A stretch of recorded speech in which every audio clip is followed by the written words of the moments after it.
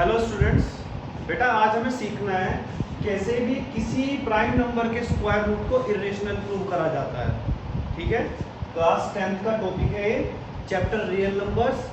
And हर साल board में question पूछा जाता है। या तो आता है prove that root 2 is irrational, या आता है prove that root 3 is irrational, या आता है रूट 5 इज इरेशनल। इनमें से कोई ना कोई क्वेश्चन बेटा देखने को हर साल ही मिलता है बोर्ड्स में। ठीक है, तो करना कैसे इस क्वेश्चन को? बेटा इस क्वेश्चन को करते हैं हम कॉन्ट्राडिक्शन मेथड से। कॉन्ट्राडिक्शन मेथड क्या होता है? बेटा कॉन्ट्राडिक्शन मेथड में हमें जो भी प्रूव करना होता है हम उसका अपोजिट एज्यूम करके चलते हैं। लाइक हमें प्रूव करना है रूट 2 इज इरेशनल, तो हम एज्यूम करके चलेंगे रूट 2 इज रेशनल, अपोजिट मान लेंगे। और अपोजिट मानने से क्या होगा, जब हम क्वेश्चन को करते रहेंगे कि लास्ट में रिजल्ट आएगा, और वो रिजल्ट हमारी माने हुई बात का जो हमने स्टार्टिंग में एज्यूम करके चले थे उसका विरोध करता है। वो स्टेटमेंट उसको कॉन्ट्राडिक्ट करता है। कॉन्ट्राडिक्ट करने का मतलब विरोध करना। ठीक है, और ये कॉन्ट्राडिक्शन क्यों अराइज हुआ? ये कॉन्ट्राडिक्शन अराइज हुआ क्योंकि जो हमने एज्यूम किया था स्टार्टिंग में वो गलत एज्यूम कर लिया था। लास्ट में हम बोल देते हैं कि भाई हमारा एजम्पशन गलत है, और हमने क्या एज्यूम किया था? हमने एज्यूम किया था कि रूट 2 इज रेशनल, मतलब कि ये गलत है, तो रूट 2 क्या हुआ? इरेशनल।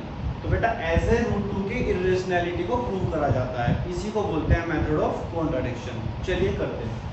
अच्छा, एक दो बात और मैं बता दूंगा आपको इस क्वेश्चन को करने से पहले कि कोप्राइम नंबर्स क्या होते हैं। बेटा कोप्राइम नंबर्स ऐसे दो नंबर्स होते हैं जिनका कोई कॉमन फैक्टर नहीं होता अदर देन 1। 1 तो सभी का होता है, ठीक है, तो दो नंबर्स जिनका कोई कॉमन फैक्टर ना हो वो कोप्राइम नंबर्स होते हैं। और रेशनल नंबर का भी मैं बता दूं आपको, रेशनल नंबर वो होता है जो P अपॉन Q की फॉर्म में होता है, जहां पर P और Q आपके कोप्राइम होते हैं। ठीक है, एंड एक थ्योरम है बेटा, उसको भी देख लो बच्चे। अगर आपके पास कोई प्राइम नंबर है P, आपके पास कोई प्राइम नंबर है P, और वो डिवाइड करता है किसी पॉजिटिव इंटीजर के स्क्वायर को, if P divides a square. P क्या है? Prime number. प्राइम नंबर सबको पता है ना, 2 3 5 7 एंड सो। और ये a क्या है बेटा? पॉजिटिव इंटीजर, कोई भी पॉजिटिव इंटीजर। तो बच्चे अगर P डिवाइड करता है a स्क्वायर को, तो पक्का P डिवाइड करेगा a को। अगर P कोई प्राइम नंबर किसी पॉजिटिव इंटीजर के स्क्वायर को डिवाइड करता है तो वो प्राइम नंबर उस नंबर के स्क्वायर रूट को भी डिवाइड करेगा। ओके, चलिए इस क्वेश्चन को एक एग्जांपल से समझ लेते हैं। इस थ्योरम को, थ्योरम ये कह रही है कि अगर कोई प्राइम नंबर, हमने मान लिया 2, तो एक प्राइम नंबर है, हमने बोला 2 डिवाइड्स 100। भाई 100 एक पॉजिटिव इंटीजर हुआ। अच्छा, 100 को ना इस फॉर्म में लिख लो, a स्क्वायर की फॉर्म में, तो मैंने इसको लिख दिया बच्चे 10 का स्क्वायर। ठीक है, अब इसको इससे कंपेयर करो। ये कह रहा है P डिवाइड्स a स्क्वायर, ये कह रहा है 2 डिवाइड्स 10 का स्क्वायर। ये क्या कह रहा है बेटा? P डिवाइड्स a, तो इसका क्या मतलब हो जाएगा इस वाली स्टेटमेंट का? इसका मतलब हो जाएगा यहां से 2 डिवाइड्स 10। सही है, समझो इस बात को। अगर कोई प्राइम नंबर किसी नंबर के स्क्वायर को डिवाइड करता है तो वो प्राइम नंबर उस नंबर को भी डिवाइड करेगा। दोबारा से सुन लो, अगर कोई प्राइम नंबर किसी पॉजिटिव इंटीजर के स्क्वायर को डिवाइड करता है तो वो प्राइम नंबर उस पॉजिटिव इंटीजर को भी डिवाइड करेगा। और देख लो बेटा 2 10 को भी डिवाइड करता है, तो ये जो थ्योरम है ये भी इसके प्रूफ में काम आएगी। Okay, solution, let root 2 is rational number, let root 2 is rational number. और अगर रूट 2 रेशनल है, आपको भी बताया था मैंने, रेशनल नंबर वो होते हैं जो P अपॉन Q की फॉर्म में होते हैं, तो मैं रूट 2 को लिख सकता हूं P अपॉन Q। अब इस P और Q के बारे में बता देते हैं क्या है, where P and Q are co-prime numbers, co-prime numbers। ठीक है बेटा, हमने क्या मान लिया, हमने मान लिया √2 को रेशनल, अगर √2 रेशनल होगा तो √2 equals to P upon Q, और P और Q क्या है हमारे को प्राइम। ध्यान देना इस बात पे, PQ को क्या मान के चल रहे हैं, को प्राइम नंबर मान के चल रहे हैं, ठीक है। चलो बेटा Q को क्रॉस मल्टीप्लाई करो √2 में, तो Q into √2, √2Q equals to P, squaring both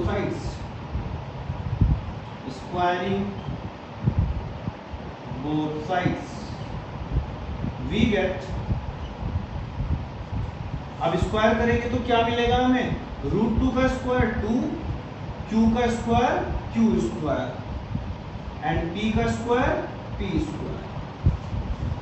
अब इस इक्वेशन को जरा ध्यान से देखो, क्या लिखा हुआ है, लिखा हुआ है 2 multiply by Q square is equal to P square. इसका क्या मतलब है कि बेटा 2 is a factor of P square, Q square is a factor of P square, क्योंकि ये नंबर इन दो नंबर्स के प्रोडक्ट के फॉर्म में लिखा हुआ है, तो बेटा ये दोनों के दोनों P स्क्वायर के क्या होंगे, फैक्टर। तो हम यहाँ से एक बात बोल सकते हैं, it implies 2 divides P square. मैंने कहा था अगर कोई प्राइम नंबर किसी नंबर के स्क्वायर को डिवाइड करता है तो वो प्राइम नंबर उस नंबर को भी डिवाइड करेगा। मतलब अगर 2P स्क्वायर को डिवाइड करता है तो थ्योरम ये कहती है कि 2P को भी डिवाइड करेगा। तो इस स्टेटमेंट को हमने फर्स्ट मान लिया, ठीक है। चलिए इसके बाद अब ध्यान से समझना, अगर 2P को डिवाइड करता है, अगर P को 2 डिवाइड करता है तो कुछ ना कुछ क्वोशिएंट आएगा। हमने मान लिया बच्चों M, हमने क्वेश्चन को कुछ लेट कर लिया, कुछ ना कुछ तो आएगा ही, हमने मान लिया M। यहां से होगा क्या, P की वैल्यू क्या निकल के आएगी, P की वैल्यू निकल के आएगी 2M में मल्टीप्लाई हो जाएगा, तो P की वैल्यू निकल के आएगी बच्चों 2M, ठीक है। तो अगर 2 divides P, it implies P equals to 2M। अब इस P की वैल्यू को इस वाली इक्वेशन में पुट कर देंगे। P की वैल्यू जो 2M हमने निकाली है, इस इक्वेशन में हमें इसको पुट करना है। इस इक्वेशन को तो 1 मान लेते हैं, ठीक है, इस इक्वेशन को 1 मान लेते हैं, इस स्टेटमेंट को हम सेकंड 2 मान लेते हैं, ठीक है। अब putting P equals to 2M in equation first, बेटा P की वैल्यू हमने क्या पुट कर दी, 2M।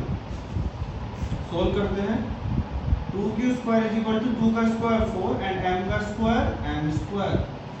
2 4 को डिवाइड करेगा आएगा 2, तो Q square equals to 2M square. इस इक्वेशन को बच्चों ध्यान से देखो, क्या लिखा है बेटा, Q स्क्वायर को हमने product of 2 and M square की फॉर्म में लिखा हुआ है। इसका क्या मतलब है कि 2 is a factor of Q square and M square is also a factor of Q square, therefore 2 divides Q square, क्योंकि 2 फैक्टर है ना Q स्क्वायर का, तो 2Q स्क्वायर को डिवाइड करेगा, है ना। तो लिखेंगे इस बात से कि 2, it implies that 2 divides Q square,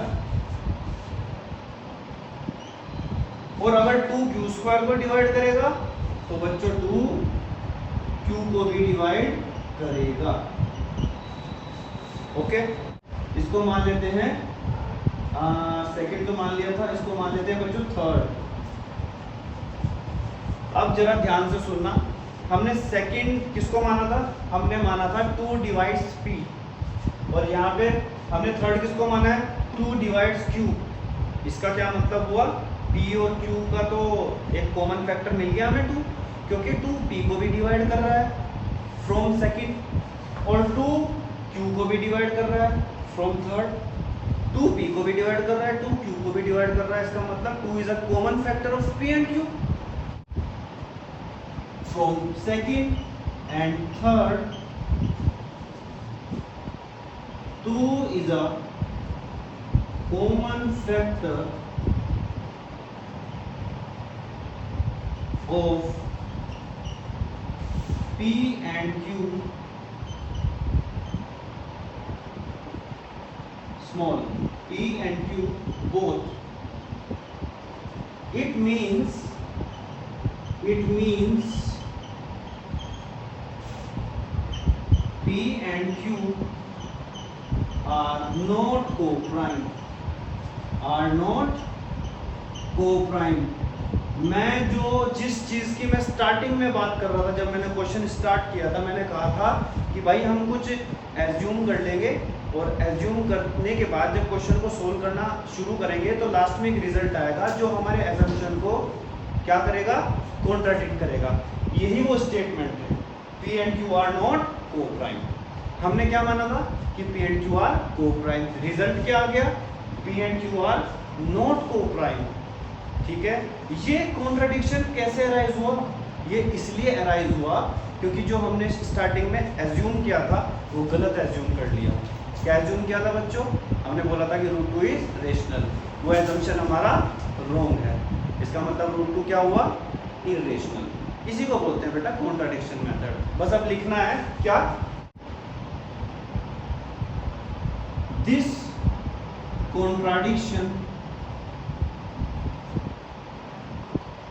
contradiction has arise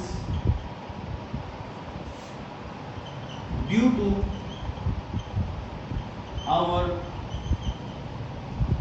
wrong assumption